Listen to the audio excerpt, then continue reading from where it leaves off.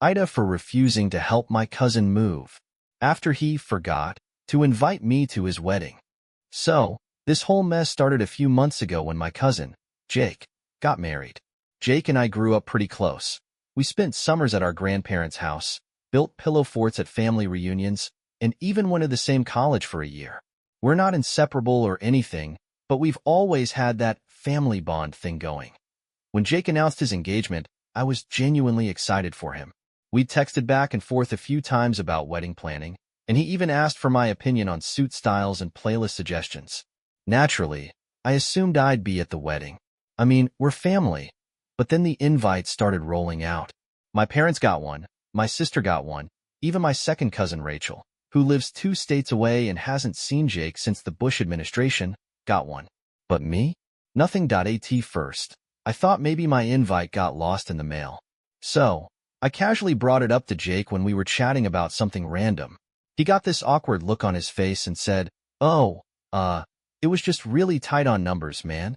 You know how it is." I played it cool, said no worries, but man, it stung.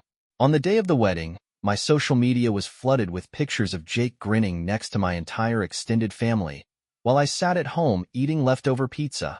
Needless to say, things have felt weird between us ever since. The few months after the wedding, Jake and I had barely spoken.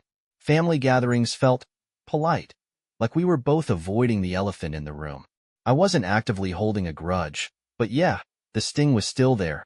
Then, out of the blue, Jake texted me asking if I could help him move next weekend.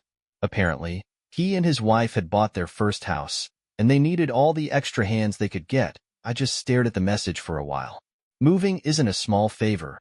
It's hours of heavy lifting, sweating, and navigating furniture through impossibly tight doorways. The kind of thing you ask someone who's solidly in your corner. And yet, when it came time for his big day, I wasn't even worth a wedding invite. Don't make things more complicated. My mom caught wind of the situation, thanks Aunt Linda, who somehow knows everything before it happens. She called to remind me that family helps family. Apparently, helping Jake move was some kind of unspoken olive branch I was supposed to extend, so there I was, stuck between standing my ground and risking my mom's endless sighs of disappointment.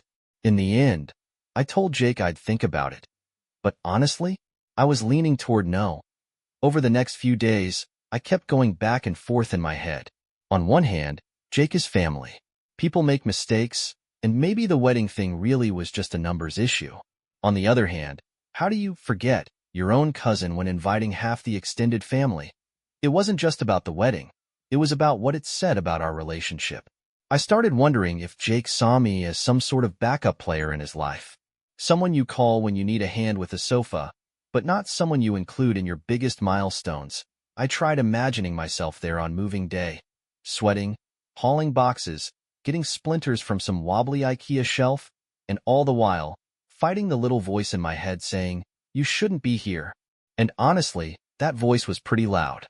The final straw came when I saw a post Jake's wife made on Instagram. It was a throwback to their wedding with the caption, "The most special day surrounded by all our favorite people." Yeah. That's when I decided. I wasn't going to help Jake move. Not out of spite, but because I realized I deserved better than to feel like an afterthought. I just had to figure out how to break the news. I finally texted Jake back, "Hey, I've been thinking about it, and I'm gonna have to pass on helping you move. Hope it all goes smoothly though." Short, polite, and to the point.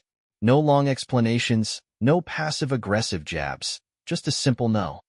Jake left me on read for hours. When he finally replied, it was a quick, "Got it. Thanks anyway." That should have been the end of it, but of course, it wasn't. A few days later, my mom called.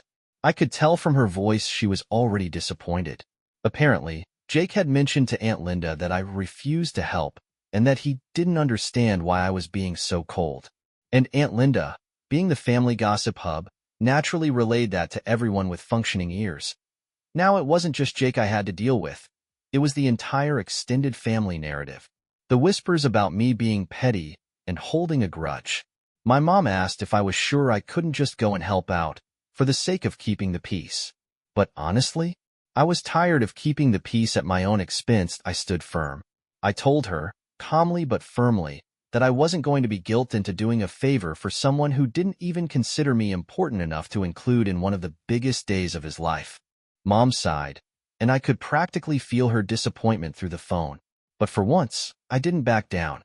After that phone call with my mom, things got tense. Family group chats felt colder, and I noticed I wasn't tagged in the usual lighthearted banter. It was subtle, but it was there. Jake didn't reach out again, and honestly, I preferred it that way. But Aunt Linda? Oh, she was on a mission. She cornered me at a family barbecue a week later with her signature passive-aggressive charm.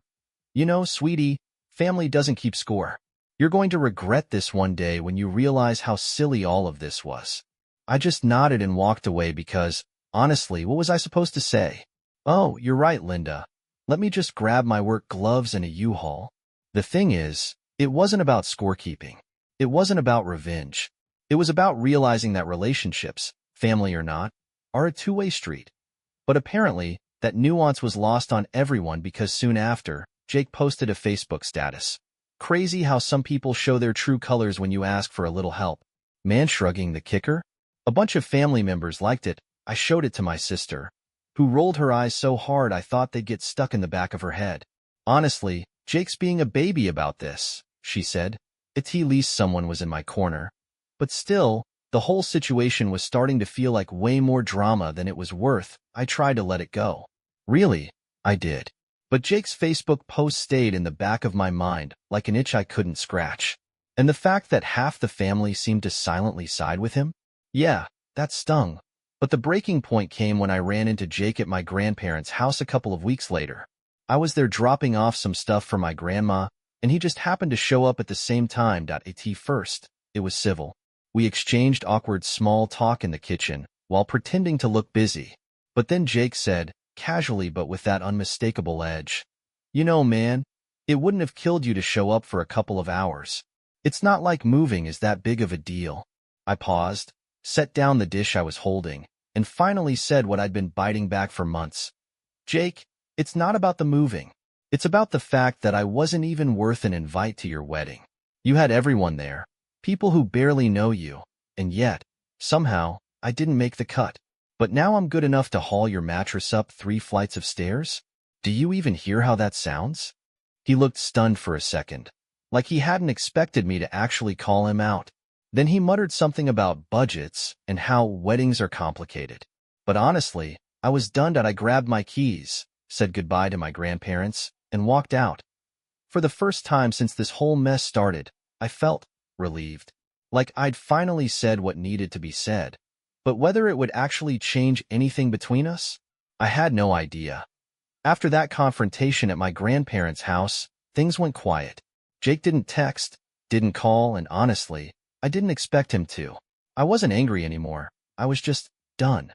Family events stayed a little awkward, but I noticed something interesting. No one really brought up the whole moving fiasco again. Aunt Linda seemed to have exhausted her commentary, and even my mom backed off after I explained exactly what I told Jake a few weeks later. My sister told me Jake and his wife had officially finished moving. Apparently, he had enough friends and family show up that they got everything done in a day. Good for him, I guess.